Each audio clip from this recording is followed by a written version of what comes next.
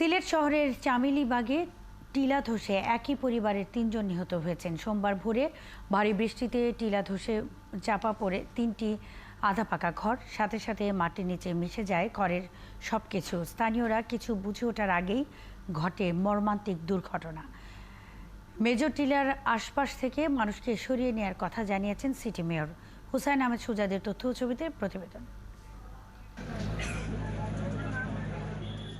বেশ কয়েকদিন থেকে বৃষ্টি হচ্ছে সিলেটে। সোমবার ভোর ৬টার দিকে প্রবল বৃষ্টির সময় শহরের চামেলিবাগ এলাকায় টিলা ধসে পড়ে একটি আধা পাকা ঘরের ওপর। টিলার নিচের ওই বাড়িতে আব্দুর রহিম আর তার ভাই আব্দুল করিম পরিবার নিয়ে বসবাস করতেন।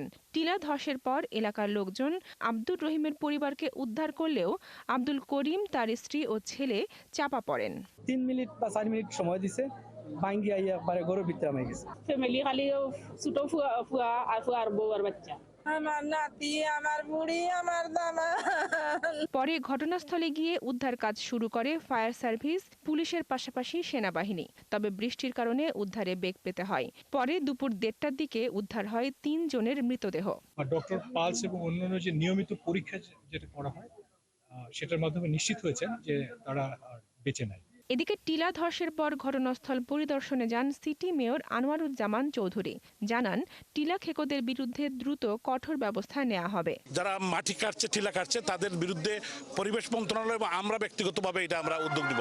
আমি কাউন্সিলর জাহাঙ্গীর আলম আছেন, ওনার সাথে আমি এখনই আমি বলছি, এবং আমাদের সিও চিফ ইঞ্জিনিয়ার সাহেব আছেন, আমাদের অ্যাক্টিং মেয়র সাহেব আছেন। আমরা আজকে একটু পরেই আমরা সিটি কর্পোরেশন একটি বিশেষ সভা ডেকেছি, যে সভায় আমরা এটা নিয়ে আলোচনা করব। আবহাওয়া অফিস বলছে, রবিবার সকাল থেকে 24 ঘন্টায় সিলেটে বৃষ্টি হয়েছে 194 মিলিমিটার। মঙ্গলবারও ভারী বৃষ্টির পূর্বাভাস রয়েছে। বনশ্রী হালদার, ৭১।